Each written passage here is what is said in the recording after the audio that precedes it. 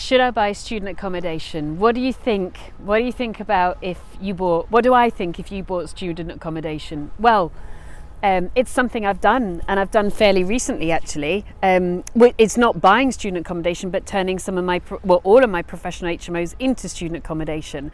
So I'm a resounding thumbs up kind of a person for student accommodation, but I think there are some caveats, and let's discuss those caveats.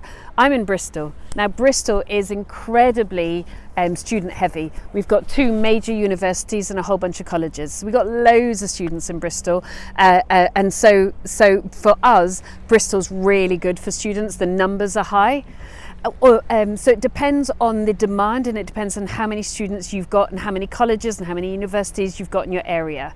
There is a trend, and I'm watching it quite mindfully. Oh, and let's look at the, shall we? Let's just look, hold on, look at that. That's sunset just happening in Barcelona. There is a trend for large organisations like insurance companies and pension companies to be investing in really big blocks of flats, which are student accommodations for second years and beyond. So I'm also watching that, because it's not just about how many students are there, but how many student blocks already exist, and is there still a demand? In Bristol, there's a huge demand. So we will have our letting agents put our properties out to rent in January for a July move-in, with the tenants already living there, and we will get the next group of students agreed in January, closed off in February, deposit paid, contract signed, guarantors sorted, probably 5 or 6 months in advance of the students moving in, because there's such demand.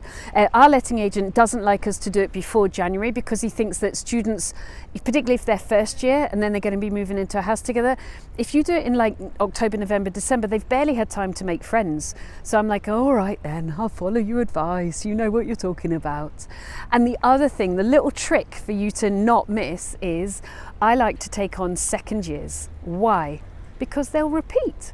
And if they repeat, you don't even need to get, they don't do a check-in, check-out. You don't need to pay any money for student find, to be quite frank with you.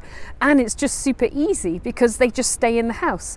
The other thing to think about, different towns and different cities are different. Bristol, we rent the properties for a full year. I know that some people only rent, some towns have a tradition of only renting them out for the academic year, and then you've got to find some tenants in the meantime. No way.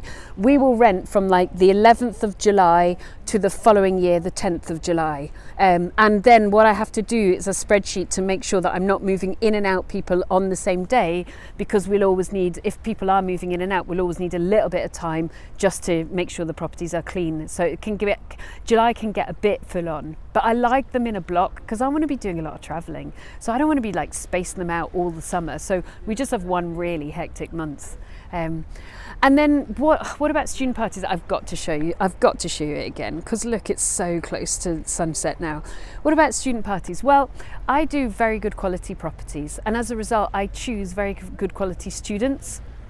And then we pay our inventory clerks to do lettings checks every 3 months, so they can't go too far wrong. There'll always be something that they need to clean up and tidy up, and after we get the inventory, the inspection in every 3 months, we then say, hey guys, you need to do da da da da da, whatever it is, and it just reminds them that they've got to keep this property tidy, particularly things like weeding the garden and stuff. But that's really useful to remind them, oh yeah, I'm a tenant, and it just gets them into the habit of it. So I've not had any crazy students so far, and if they were to be crazy students, and look at the moon as well, and if they were to mess the house up, the other wonderful thing about students, of course, is they have guarantors, and we make sure that all of our guarantors are we inspect their bank accounts, we make sure they pass our credit checks. Ideally we want them to be homeowners, of course. So you've got two bites of the cherry if the students do mess up.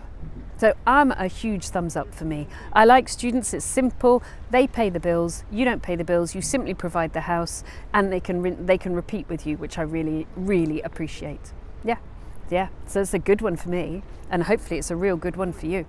So if you like the vid, give it a like, because it will help other people see the vid as well. Maybe send it to somebody who's considering student lets and want to see all the pros. And if you want to have a good look at our website, it's thegoodpropertycompany.co.uk. Good luck to you. Hey, thank you for watching. I hope you enjoyed these next videos. But remember, subscribe, turn on your notifications, sit back and enjoy.